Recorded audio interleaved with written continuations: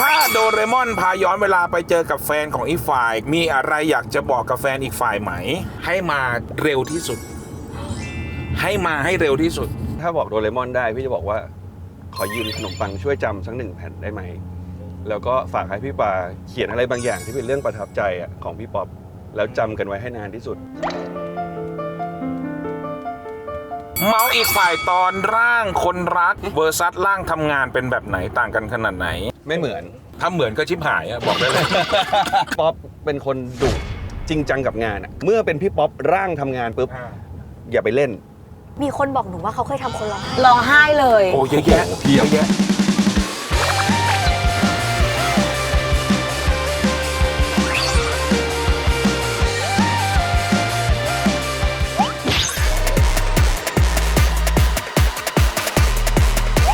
สวัสดีทุกคนนะคะยินดีต้อนรับนะคะคุณว่านเข้าสู่คาราคาซัง yes ขึ้นรถมานะจะพาไปเคลียร์สวัสดีค่ะสวัสดีค่ะพี่นี่ไม่แน่ใจเลยเพราะว่าเอาแล้วนึกว่าเป็นรายการร้องเพลงทำไมดูเป็นตอนแรกอ่านเร็วๆแล้วอ่านเป็นรายการคาราโอเกะอะไรเงี้ยก็รับเลยเฮ้ยของก้อยนัตตี้ดีมโอ้โหเพื่อนๆกันอยู่แล้วแล้วก็รายการเพลงนี่สบายเลยก็เลยมาจ้าเป็นรายการกระชับมิตรค่ะพี่ว่ากระชับมิตรอะไรกระชับมิตรเป็นรายการที่แบบหนูอยากรู้ความสัมพันธ์กับของพี่กับเพื่อนพี่ทุกวันนี้เพื่อนก็ไม่ได้มากนะแล้วเอามาถ้ามาแตกหักกันตรงนี้นะหนูอยากเห็นพวกพี่แตกหักกันไม่ทะเลาะกันกระชับพอทะเลาะเสร็จปุ๊บเนี่ยเวลาเข้าใจกันมันจะรักกันมากกว่าเดิมอันที่ถามเป็นความรู้เลยนะจริงหรือเปล่าที่เวลาแบบคนเรากว่าจะรักกันแม่งต้องทะเลาะกันก่อนสัก1 ชุดผ่านทุกข์ก็โอเคผ่านสุขก็โอเคแต่ว่าทะเลาะที่ว่าคือมันต้องไม่เข้าใจกันแบบแต่ดิว่าคิดว่าอาจจะไม่จำเป็นแบบนี้วะไม่จำเป็นหนูว่าไม่จำเป็นอย่างพี่กับเพื่อนเท่าที่เหลืออยู่เนี่ยแทบไม่เคยทะเลาะกันเลยนะแล้วจริงๆแล้วเรามีอะไรที่จริงๆเคยน้อยใจติดใจแต่ก็ข้ามทุกคนที่อยู่ด้วยกันมันเป็นคนช่วยลูกละเอียดของความรู้สึกมันไม่ได้ไม่ค่อยมึงพูดน้อยใช่ไหมวันนี้เรื่องของมึงถามนี้ดีกว่าพี่ว่านก่อนที่พี่ป๊อปจะขึ้นมาอยากรู้ว่า first impression กับคนเนี้ยเรามี attitude เขาอย่างเราจำวันแรกที่เราเจอเขาได้ไหมเอาจริงรู้สึกเฉยๆถ้าเราเจอแล้วก็ไม่มีเรื่องคนนี้ชื่อป๊อปจบเหรอป๊อปไม่บวกไม่ลบเฉยๆเพราะว่ามันก็ต้องยังไงเราก็ต้องทำงานกับนายมันก็จำเป็นสินะว่าเราต้องมาใช้อากาศร่วมกันในบริเวณนี้สักพักคอนเสิร์ตช่วงนั้นนะครับที่เจอพี่ป๊อปครั้งแรกๆมันเป็นแบบเหมือนหลังเวทีมันจะมีพี่มีอ๊อฟปองศักดิ์แล้วก็พี่ป๊อปเนี่ยเขาจะเฉยๆเหมือนกันเฉยกับเฉยเจอกันไม่ลำบากแต่อีกตัวนึงมันแบบมันอารมณ์มันถือตัวถ้ามันมีตัวที่ดูแย่มากกว่าโอเคก็เลยมีคนเปรียบเทียบไงคนนี้ก็คือเป็นคนเฉยๆอาจจะดีก็ได้อาจจะร้ายก็ช่าง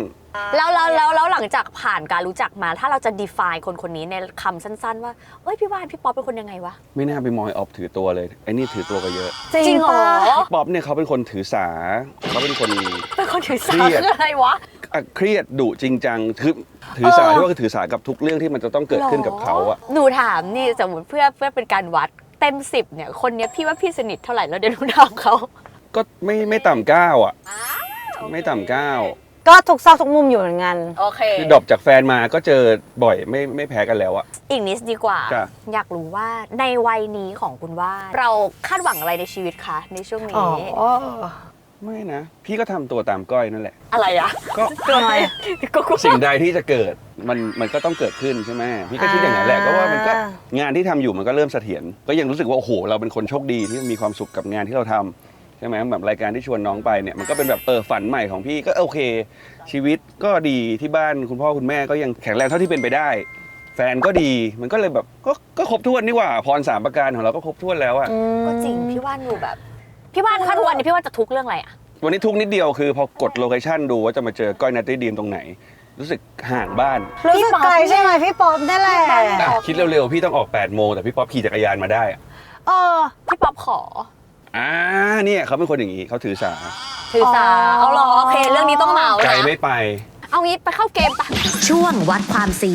จะให้ก้อยนัตตี้ดรีม1 คนและแขกรับเชิญอีก1 คนลองเผยฝีปากกันคนละ1 ประโยคผ่านไมค์แปลงเสียงนอกรถเพื่อเช็คว่าคนในรถเนี่ยจะรู้หรือไม่ว่าประโยคไหนเป็นเพื่อนซีของเราเอาที่โจทย์แรกดีมอ่านโจทย์แรกมาค่ะเรานัดทำงานกันแล้วพี่ว่านมาสายชั่วโมง1พี่ป๊อปจะด่าพี่ว่านว่าอะไรสงสารคนที่หมดแฮร์รี่ว่านกูรู้จักมึงดีกว่านั้นง่ายเลยเปล่าง่ายตอบเลยดีกว่าอันแรกอยู่แล้วแฮร์รี่เนี่ยข้อ2เนี่ยถ้าพี่ป๊อปอยู่กับแฟนแล้วพี่ว่านแซวขึ้นมาว่าเมื่อคืนมึงทำอะไรไว้ อ๋อ พี่ป๊อปจะสวนขึ้นมาว่าไง กูอยู่กับมึงไอ้สัตว์แล้วทำไมมึงไม่ห้าม อันนี้ก็ไม่ยากนะ คิด แต่ ว่า นี่ สอง ไม่ยากใช่ แล้วก็ชุดคำหยาบอะชุดคำแบบไอเห็นแบบพวกเราเป็นคนแบบหน้าตาเถื่อนๆอย่างเงี้ยไอสัตว์ไอที่อะไรพวกเนี้ยไม่ได้ใช้กันเองนะ รู้สึกว่าเขา ไม่ไรโอเค มันเฉพาะอยู่ ข้อสุดท้ายข้อสุดท้าย ถ้าไปกินข้าวกันเสร็จแล้วพี่ว่านบอกให้พี่ป๊อปจ่ายให้หน่อย ประโยคแรกที่พี่ป๊อปจะพูดว่าอะไร ไอ้เหี้ยนี่มันโจร มันชัดอะ คือเพื่อนกูก็ คือตัวช้อยอะมัน คือเพื่อนกูก็คือเพื่อนกูไม่เป็นหยาบคายไง เสียหักออกจากซองงานแต่ง ข้อสองดีวะ โอเค โอ้โหเขาคิดว่ามันน่าจะมีหนึ่งคนที่คิดว่าผู้ชายต้องพูดคำหยาบ คือชอบเมื่อกี้ชอบประโยคก้อยมากคืออยากให้แบบคนดูอะได้เข้าใจตรงกันเลยคือบางทีอะเพอร์เซพชันมันจะคิดว่าผู้ชายไม่ต้องพูดคำหยาบ แต่ว่าเพื่อนก้อยเนี่ยไอ้ทุกคน คือจะจั่วมาก่อนอย่างเงี้ยมันก็ อ๋อโอเค เรียกขึ้นมาเลยค่ะ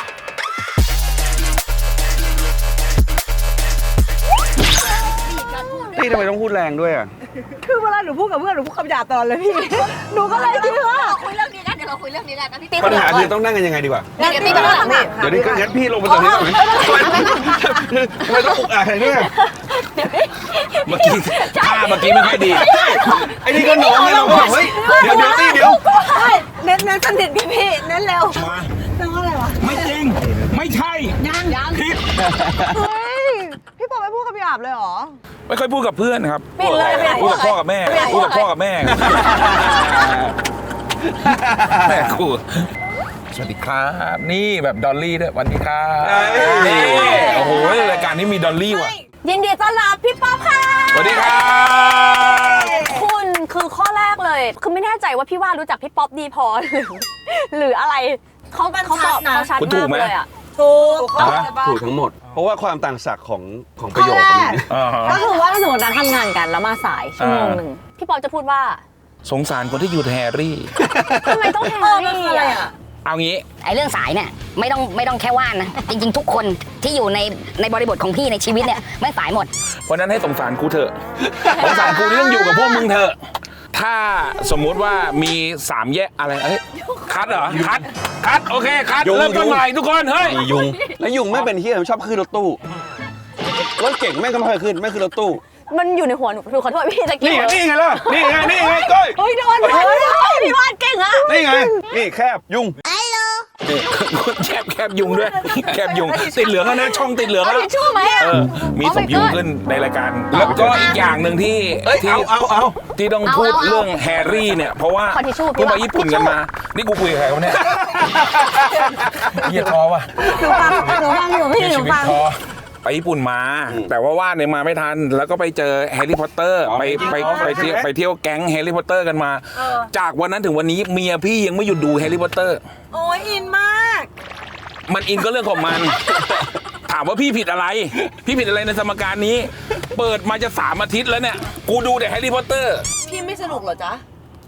ลองดูน้องลองดูทุกคืน ต้องลองดูทุกคืน ดูจนกูจะเห็นโปรดักชันแล้วกูจะจัดแสงตรงไหนเนี่ย อ๋อพิธีการแม่งเป็นอย่างนี้ อ๋อเสาแม่งต่อโอ้โห อาทิตย์หน้าน่าจะเอาแมงมุมยักษ์มาปล่อยในบ้าน ไหนๆก็ไหนๆแล้วขอกินกู ไม่ใช่ไส้สับปะรดเลยไม่ใช่อย่างนั้น อีดีมยศอย่าเส้นตื้นเฮ้ยโอเคตอบก็เลยเป็นข้อแร นี่ ก คือข้อแรกอ่ะ ข้อที่สอง ข้อที่สองเวลาที่แบบเหมือนไปเที่ยวกัน แล้วพอวันถัดมาเนี่ย จะแซวต่อหน้าแฟนว่าเมื่อคืนมึงทำอะไรอ่ะ พี่วานก็เลยตอบว่า โอ้อันนี้ล็อกคลาสสิกเลย คลาสสิก ทำไมมึงไม่ห้าม มึงไม่ห้ามมึงกู มันเป็นล็อกคลาสสิกถ้าพวกพี่เจออย่างเงี้ยยังไงพวกพี่แดกมีทูเฮลอยู่แล้ว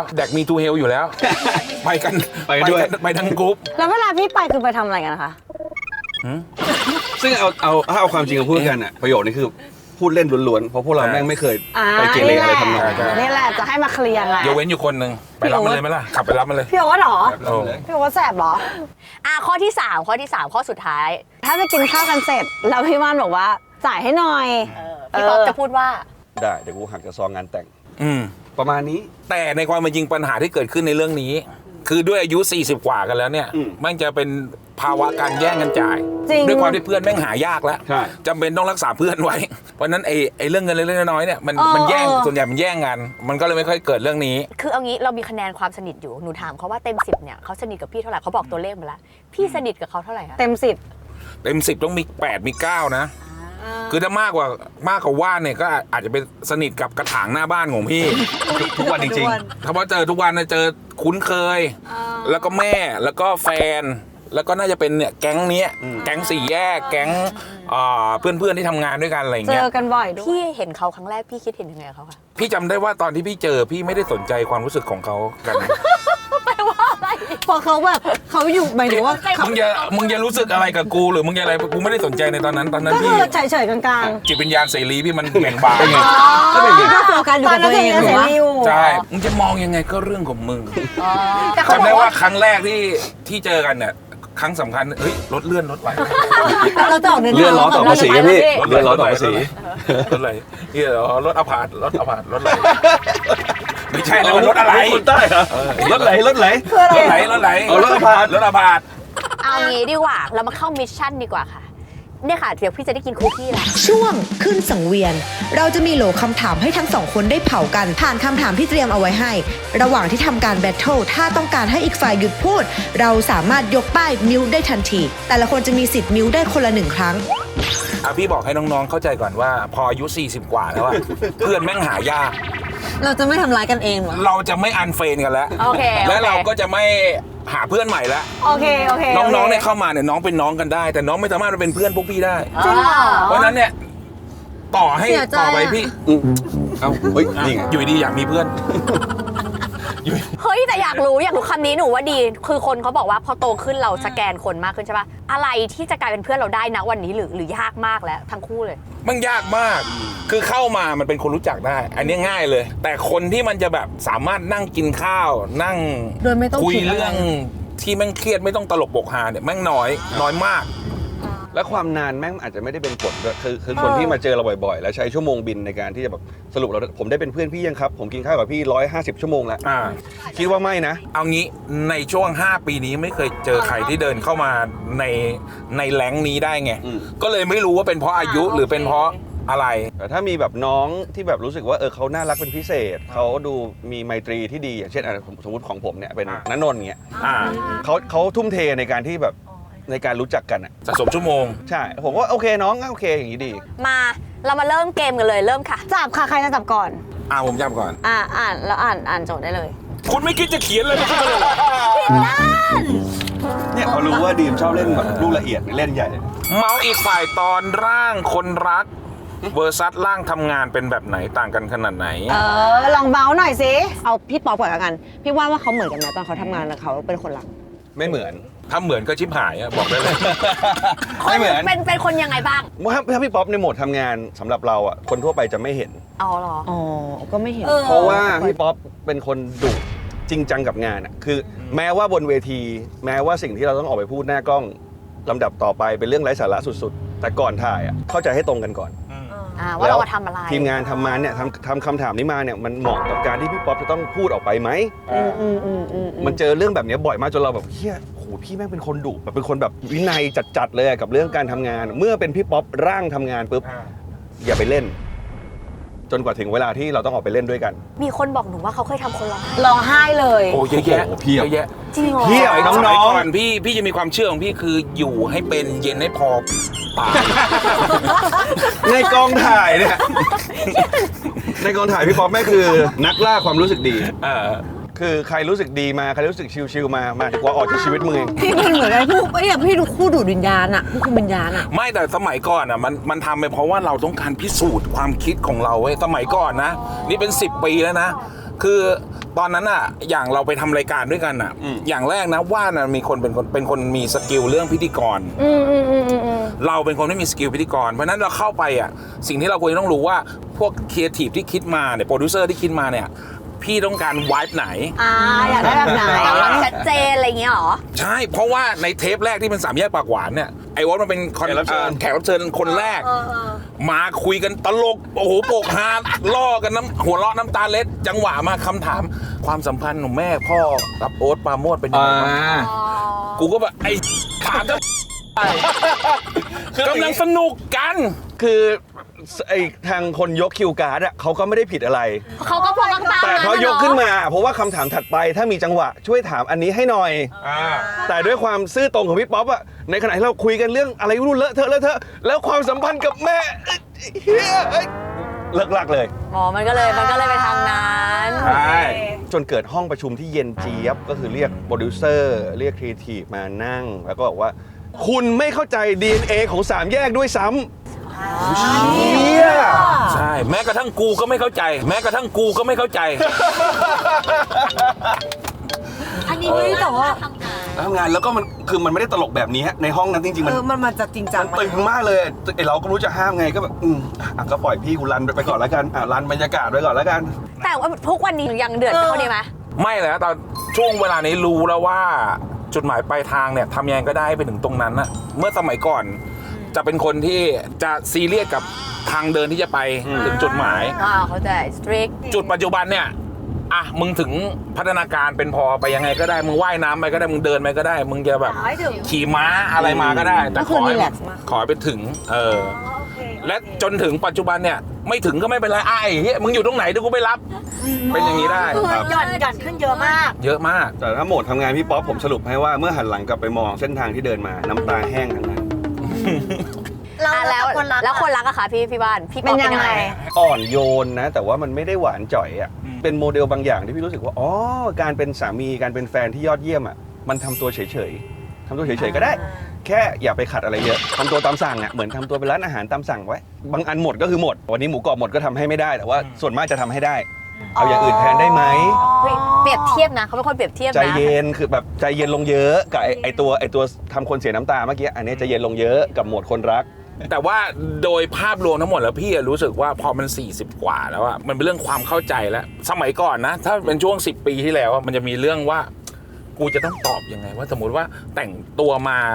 ชุดเนี้ยแล้วเราไม่ชอบแล้วก็ถามว่ามันสวยไหมเนี่ยจะต้องตอบยังไง พี่ตอบว่าไง สมัยนั้นพี่จะตอบว่าคนสวยใส่อะไรก็สวยแต่พี่ไม่ได้บอกว่าเขาสวยหรือไม่สวยแต่พี่ไม่ได้บอกว่าเขาสวยหรือไม่สวย งงเป็นไก่ตาแตกเลย พี่แต่ตอนนี้ มันเรียกว่าตอบแบบฉลาดอะ พี่ตอบเป็นประโยคบอกเล่า ทุกวันนี้พี่สามารถพูดตรงๆได้ว่าฉันรู้สึกว่าสีนี้ที่เธอใส่มันไม่ชอบว่ะ ฉันคิดว่าผู้หญิงอะชอบฟังแบบนี้มากกว่า ชอบฟังตรงๆอะ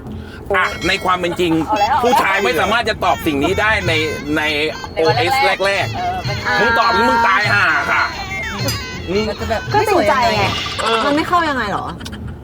สมมุติเนี่ยพี่บอกพี่ไม่ชอบไอ้ชุดที่มีเขาของน้องเลย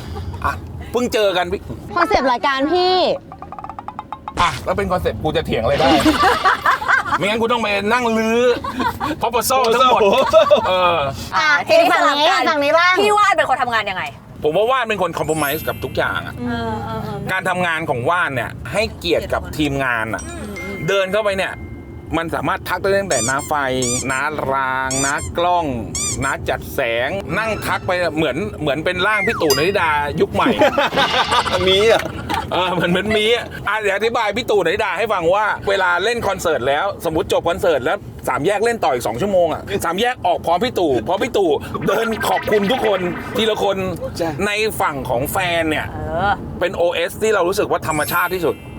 เป็นว่านที่เป็นมนุษย์ปกติเมื่อมันใกล้เคียงกับความปกติแล้วมันสามารถพูดใกล้เคียงกับความคิดเราได้ง่ายขึ้นอย่างเช่นเราไปญี่ปุ่นกันมาแฟนว่านไปตัดผม5 ชั่วโมงอย่างเงี้ยว่านสามารถพูดได้อย่างที่เขารู้สึก แบบว่าทำไมนานจัง นี่นะญี่ปุ่นล่าสุดของผมพี่มี4 คืนวันแรกตัดผมไป6 ชั่วโมงแล้วหมดไปวันแล้ววัน2ครบรอบ1 ปี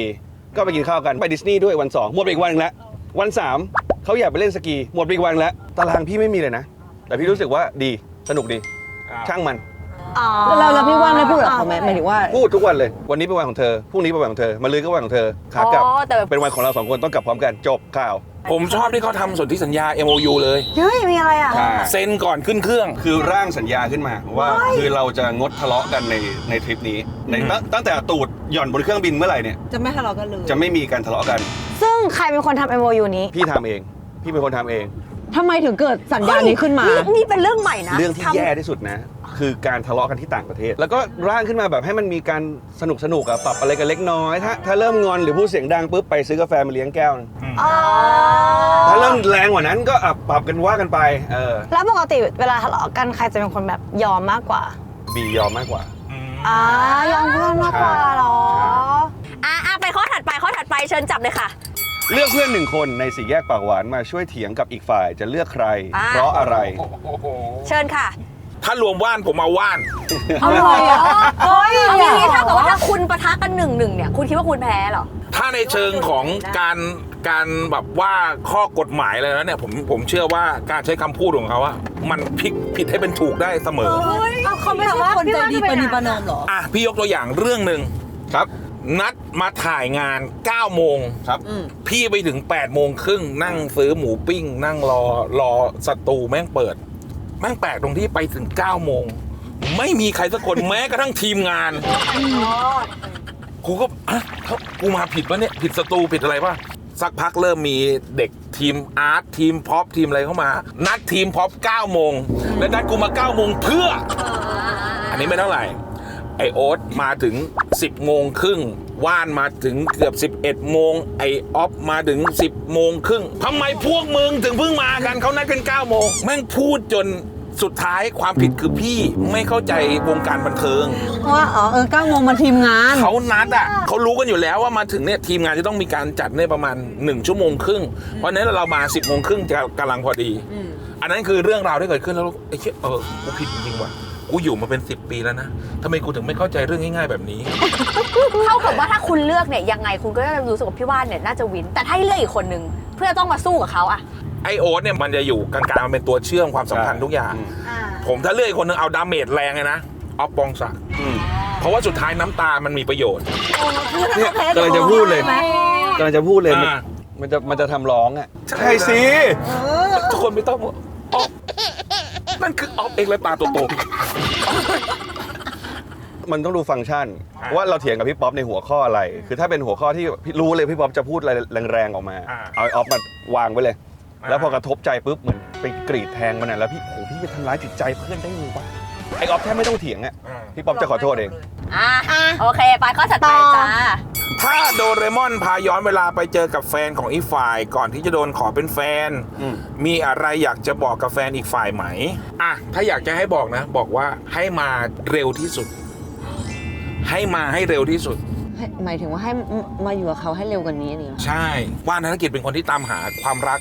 อยู่เสมอแล้วก็เรารู้สึกว่าเขาเป็นคนที่พร้อมที่จะมอบสิ่งนี้ให้กับคนที่พร้อมที่จะรับการที่จะเจอคนอีกคนหนึ่งที่ฟันเฟืองมันเข้ากันพรั่วเนี่ยมันหายากเพราะนั้นเมื่อเราเจอคนเนี้ยแล้วเรารู้สึกว่าโอ้มันดูธรรมชาติมากเลยมันอาจจะมีการบดมีการขยี้มีการทะเลาะมีการอะไรบ้างแต่ว่าสุดท้ายนี่มันคือกระบวนการธรรมชาติของมันตาพี่ว่านค่ะจะบอกอะไรกับแฟนพี่ป๊อปคะมีความคล้ายแต่ว่าคนละมิติพี่ป๊อปเจอกับแฟนตั้งแต่วัยรุ่นแต่ว่าถ้าบอกโดเรมอนได้พี่จะบอกว่าขอยืมขนมปังช่วยจำสัก1 แผ่นได้ไหมแล้วก็ฝากให้พี่ปาเขียนอะไรบางอย่างที่เป็นเรื่องประทับใจของพี่ป๊อปแล้วจำกันไว้ให้นานที่สุดใช่แล้วจำมันให้นานที่สุดนี่คือรอบชีวิตที่พี่ปาจะได้เจอผู้ชายที่รักพี่หมดหัวใจคนนี้นี่แหละที่พี่อยากบอกโดเรมอนพี่ป๊อปจะร้องไห้ป่ะคะไม่ใช่พี่เจ็บตาเจ็บตาพี่ป๊อปวิวไม่แต่ว่าพี่ป๊อปดูจะร้องไห้ไหนบอกเป็นคนร้องไห้ยากไงพี่ไม่ได้คนร้องไห้ยากพี่เป็นคนร้องไห้ง่ายมากใช่แต่ว่าเป็นคนที่แข็งกร้าวเป็นคนที่ไม่ค่อยอ่อนโยนแต่เป็นคนร้องไห้ง่ายมากเป็นคนเซนซิทีฟนิดเดียวถ้าเทียบกับคู่ตัวเองเมตาฟอร์คนนี้เป็น1อย่างของตัวเองเปรียบเทียบได้กับอะไรตะกี้เขาเป็นขนมปังถ้าเป็นของตัวเอง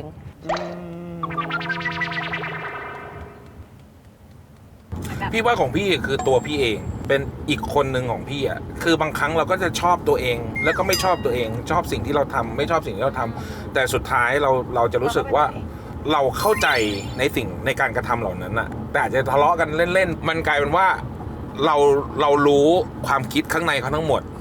แต่ถ้าอยากทะเลาะก็ได้ไม่มีปัญหาพร้อมก็หาเรื่องประเด็นกันได้พร้อมเสมอเพราะอันนี้คือสิ่งหนึ่งที่เคยคุยกับเขาว่ามันไม่ใช่เป็นการทะเลาะเพื่อเลิกเกิดอะไรขึ้นก็แล้วแต่นะ ทะเลาะกันของพี่อ่ะก็คือทะเลาะเพื่อซ่อมแซมสำหรับพี่อ่ะพี่คิดว่าเขาเป็นห้องแห่งความลับของพี่แค่รู้สึกว่าคนแบบพี่คนแบบพี่ป๊อปคนประเภทพวกเราอ่ะอันนี้อนุมานเฉพาะตัวพี่แล้วกันนะเรื่องจริงๆหรือความรู้สึกที่แท้จริงของเราอ่ะมันถูกคนรู้จำนวนไม่มากเรื่องที่เปราะบางที่สุดเรื่องที่มันจะทำร้ายหัวจิตหัวใจเราได้ที่สุดเราจะพูดกับคนน้อยมากดังนั้นการมีแฟนแปลว่าเราพร้อมเปิดห้องแห่งความลับไว้ที่เขาเหมือนกันความลับนั้นจะถูกปิดไว้ที่เขาพี่เลยมอบให้เขาเป็นแบบนั้นเป็นห้องแห่งความลับใช่ข้อสุดท้ายค่ะข้อสุดท้ายแล้วค่ะคิดยังไงกับคำว่ายิ่งสนิทยิ่งต้องเกรงใจโอ้โหเชิญทั้งคู่ค่ะจริงๆคำตอบมันก็อยู่ในคำถามนะหรือเปล่าวะเดาว่าความสัมพันธ์ของคนเราที่เป็นเพื่อนกันอะเรารู้ทุกอย่างของเขาไม่ได้อะเราควรจะเป็นแค่ผู้ฟังชั้นกลางถึงชั้นดีไม่ใช่แบบมึงเขาถามมันยังไม่จบประโยคมึงสวนแล้วว่ามึงควรทำแบบนั้นอันนี้ก็ไม่ดีเราควรเป็นผู้เล่าให้เขาฟังในแบบชั้นกลางถึงชั้นดีเหมือนกันดังนั้นเนี่ยเมื่อมันมีความประนีประนอมมันก็เกิดความเกรงใจคนเราแม่งมีสเปซเนาะทุกคนเนี่ยชอบพื้นที่แห่งการเป็นส่วนตัวขอมีก่อนแล้วจะรับมึงเป็นเพื่อนไหมนะอีกเรื่องหนึ่งคือความสนิทมันไม่ได้แปลว่าเราทำอะไรกับชีวิตเขาก็ได้นะเอางี้พี่ไม่รู้ว่าคอนเซปต์รายการของน้องเนี่ยมัน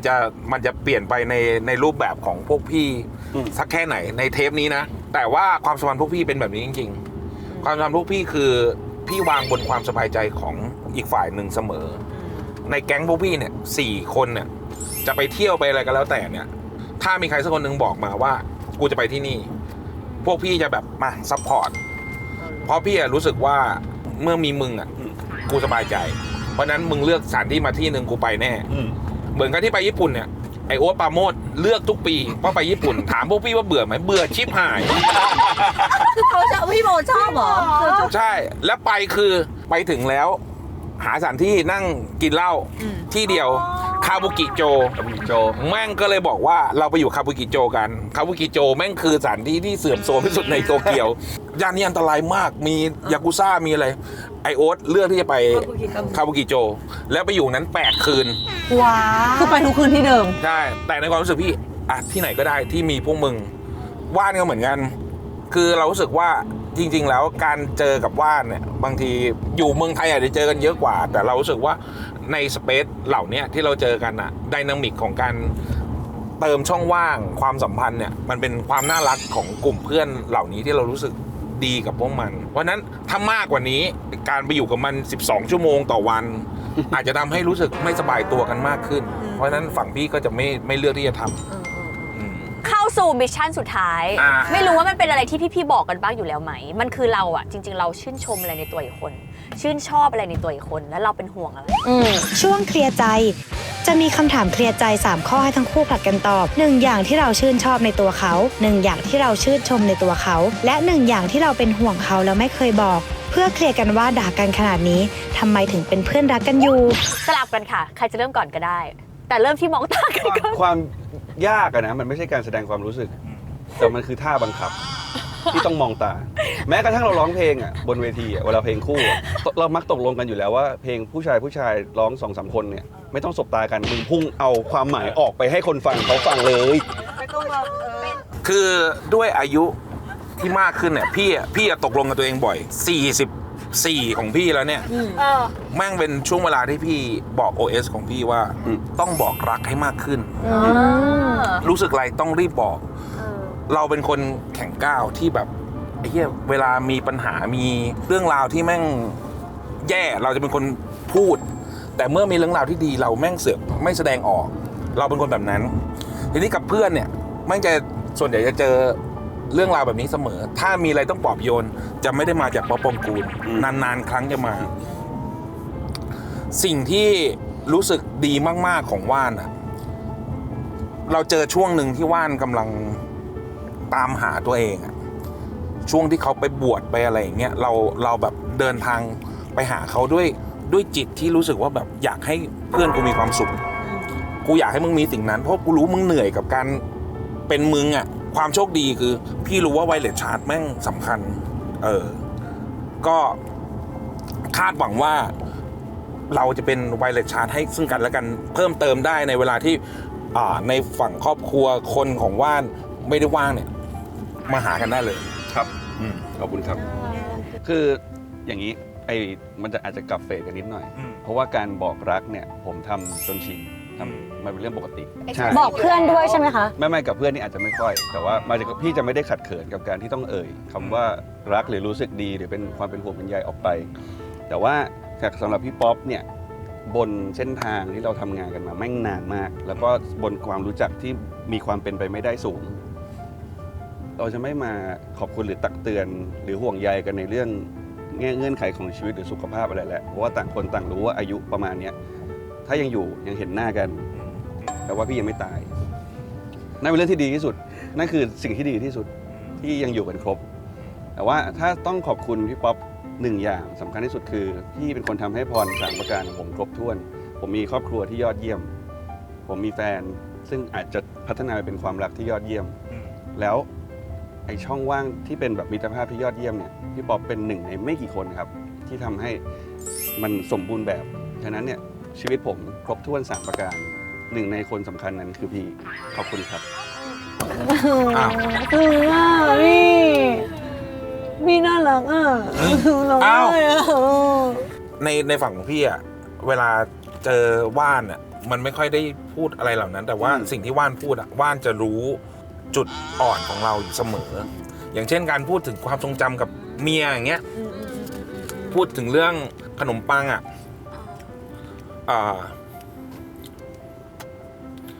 นี่ไง